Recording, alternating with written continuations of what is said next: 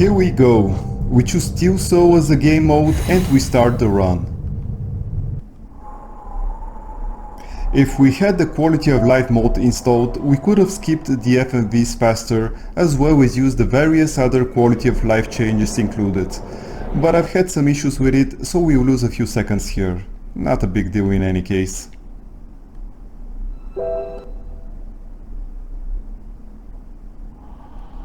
The 1x in the upper right corner of the screen is the combo damage multiplier.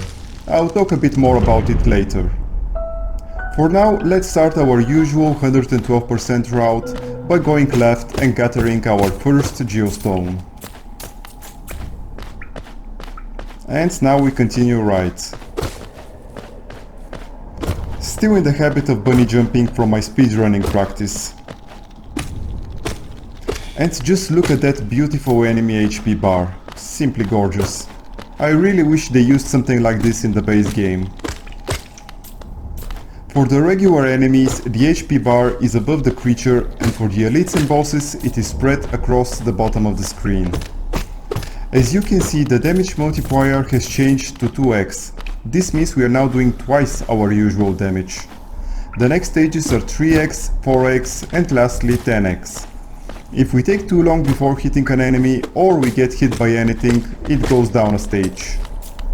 I specifically said getting hit and not taking damage, since even if we use an ability that negates the damage, it will still cause the damage multiplier to go down.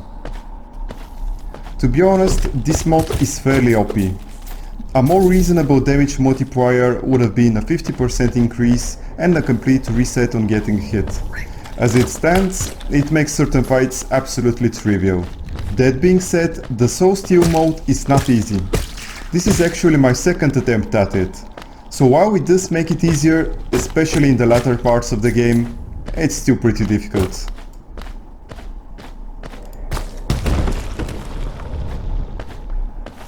Right, so let's go get our first charm now.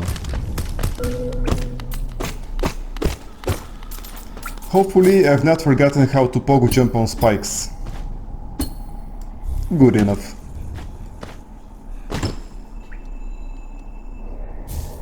Understandably, I'll not be using this charm at any point in the run. While having it coupled with the combo mode, we will dish an insane amount of damage with this charm. I'm simply not brave enough to risk it in this mode. Now let's go back to the upper level and continue towards Dirtmouth.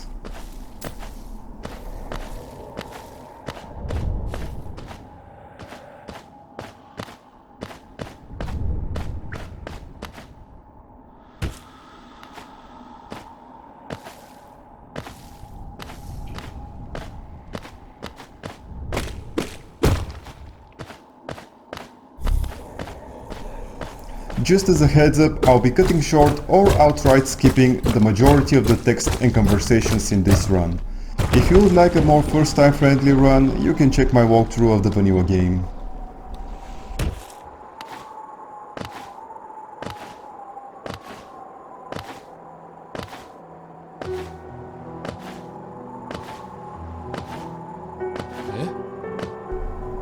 Let's greet Elderbug and then grab the bench, where I'll explain the biggest gameplay change in this modded run of Hollow Knight.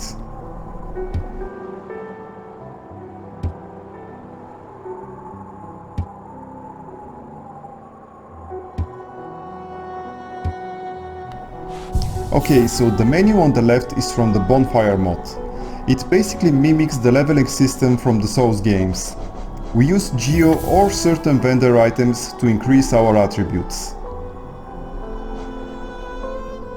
My game plan was to get my luck up to 10, since it increases the geo collected from the various sources, as well as add a chance to critically hit with an attack.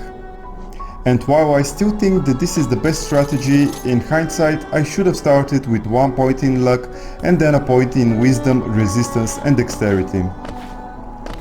Wisdom gives us a passive soul regen, resistance a chance to negate all damage, and dexterity massively increases the damage of critical hits.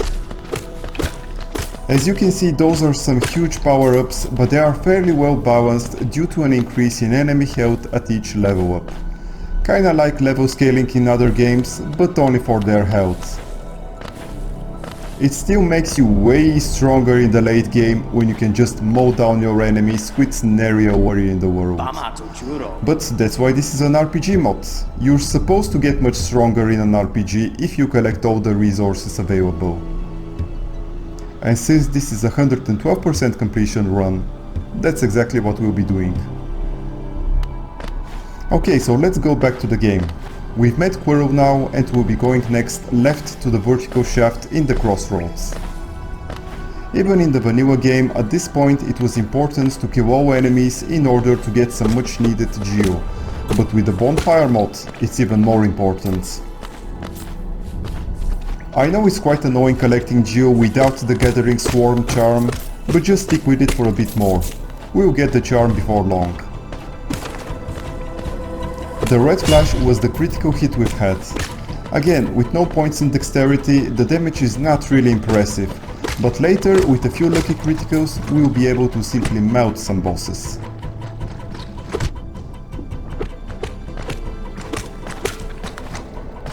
Since I'll be doing a melee build, we'll mostly be using our soul for healing. Due to the increase in enemy health, if we're not investing points in intelligence, our spells will be woefully underpowered.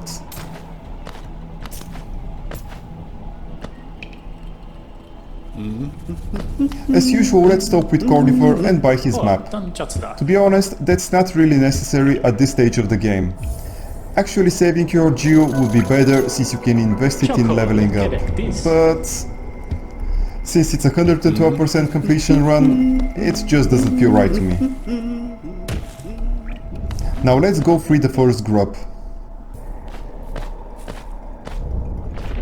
Since this is an easy pogo jump to reach the geostone, I'd advise to waste a few seconds in order to collect it.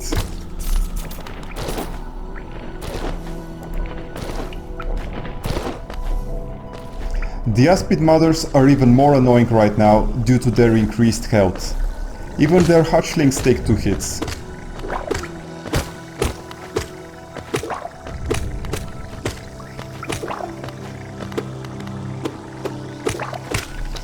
And of course we'll lose all the geo in the acid pool. Now let's go back to Cornifer's room. Next we'll get through the aspid gauntlets, free another grub and get the Forgotten Crossroads stack station. All the while trying to get as much geo as possible. Actually, if you want to be as efficient as possible, and considering we have the bench warp mod, you could skip unlocking the stack station right now. Eventually we'll get more than enough geo without having to grind for it. And we don't really need to use the stack since all the stations have a bench as well. As you can see, the health buff of the enemies is quite substantial, and right now the combo damage multiplier does not seem OP. But once we get some nail upgrades, everything changes.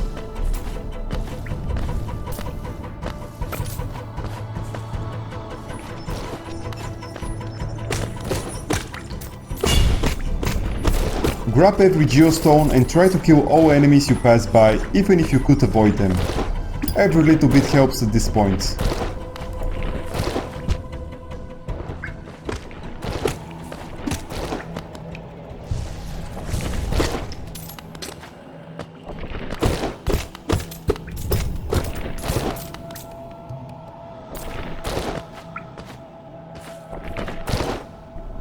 I would even suggest going out of your way to kill all enemies in a room, but don't feel pressured to do that. In any case, we'll continue right and then up towards the next grub.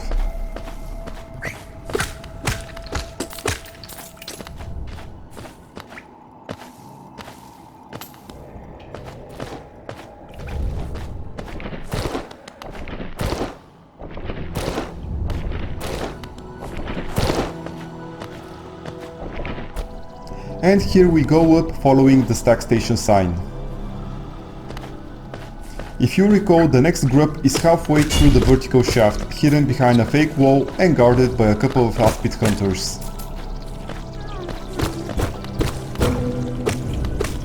I'm doing my best trying to keep the damage multiplier high in order to make my life easier and save some time. Now let's go back and unlock the stack station.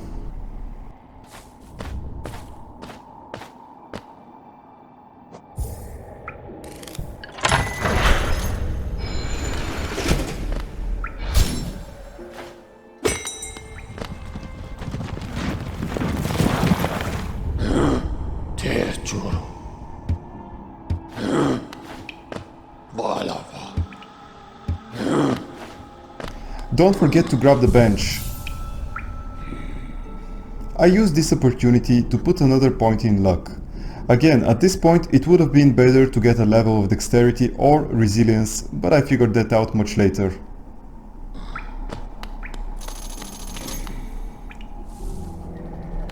Now we'll continue going up, stopping by to say hi to Maiwa and then going to save yet another grub.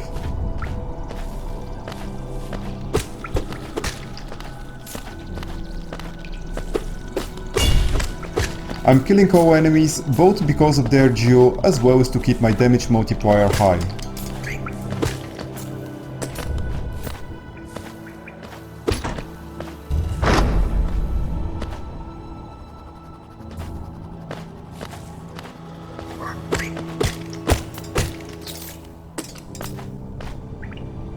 Personally, I can't wait to get the Gathering Swarm charm. It's incredibly annoying having to manually collect all the geo.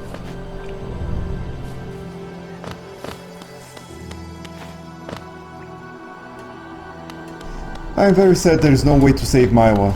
So in this run I've done the next best thing. I didn't go to her when she's lost her mind.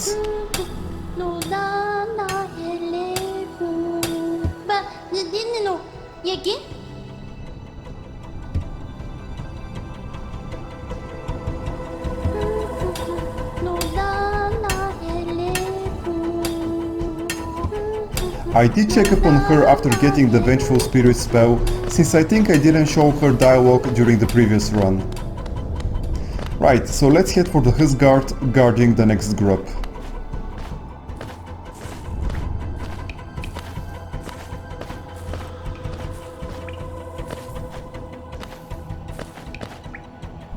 You will now see how the health bar changes for the elite enemies and bosses.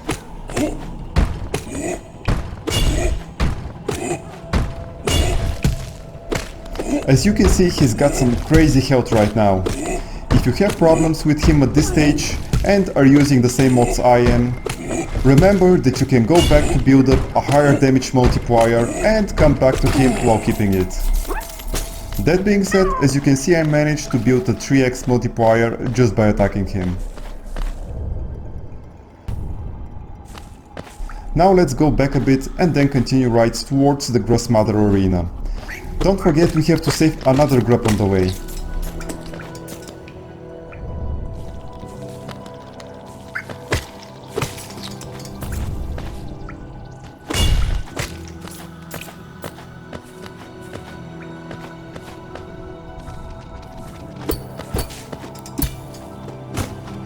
Keeping a high damage multiplier here is quite important because of the next room, so try not to get hit by the Husk warriors.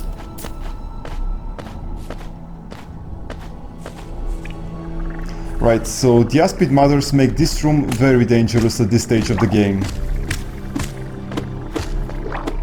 As you can see, I've lost my damage multiplier and killing them takes a ton of time. If you aggro all of them, they'll easily overwhelm you with their hatchlings.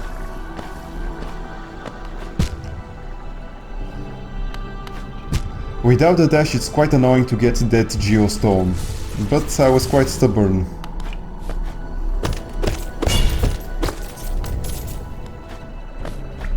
Now it's time for some pogo jumping and grub saving.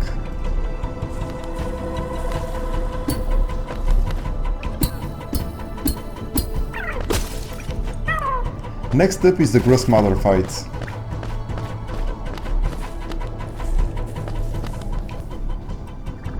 Let's kill the Aspid Mothers and continue right.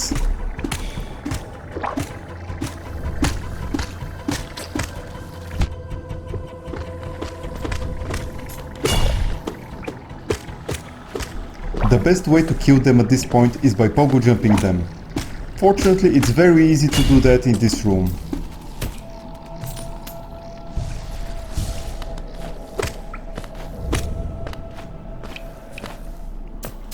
Let's not forget to pick up the geo and then take the exit at the bottom.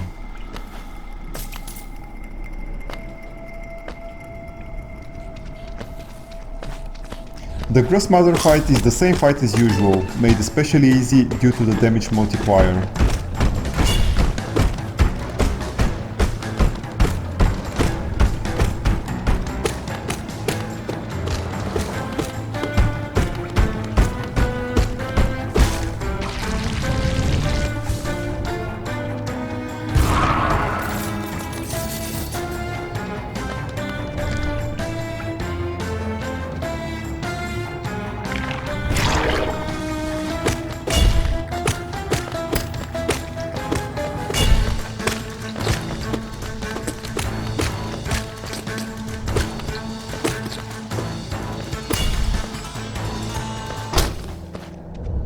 It's time to save Sly and then head to the Ancestral Mount.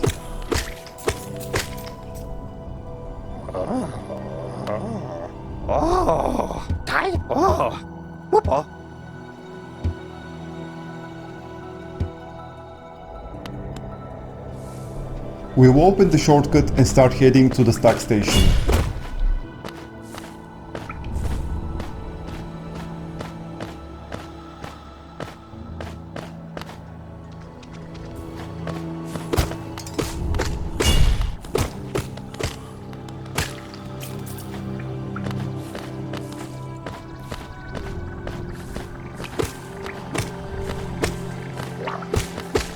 As you can see, the Aspid mothers are fairly annoying when you can't bog jump them.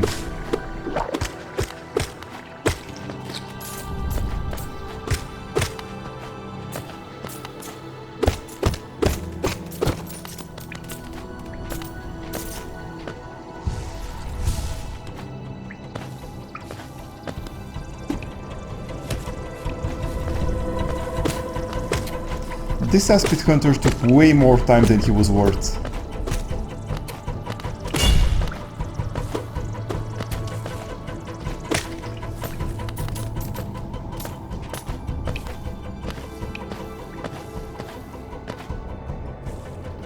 Okay, we're finally here. Now let's take the exit right above the stack station.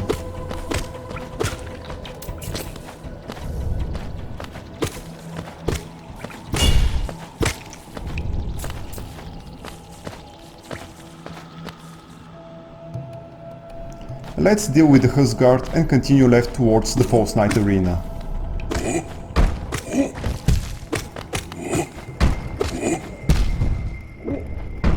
The most important thing is to not get hit and keep building the combo counts.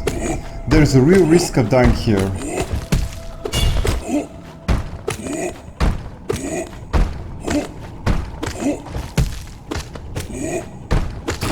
A little bit messy, but we got some nice geo from this fight.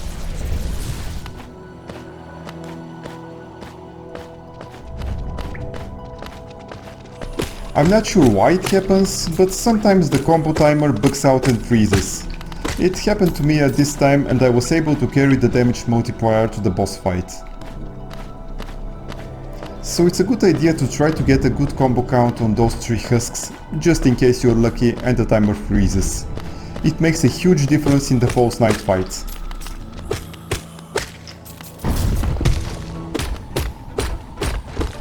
The False Knight has 2 distinct health bars, one for the armor and one for the maggot inside. Due to the mechanics of the fight, they reset at each stage. Basically, the False Knight has to go through all his stages before you can finish him off. This will be critically important once you start doing a ludicrous amount of damage.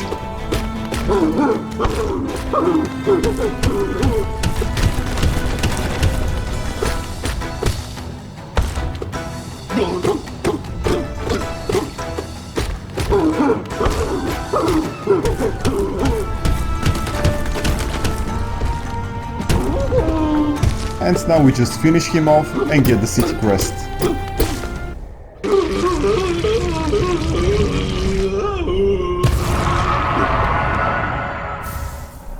Now let's continue to the left, not forgetting the geo chest.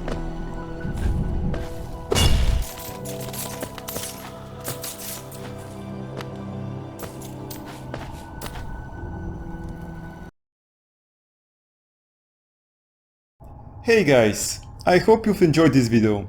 If you did, please press the like button, and if you have any questions or comments, I would love to hear from you. This will really help me to provide better content for you. Thank you for spending your time with me and hope to see you again next time. Until then, have a good one.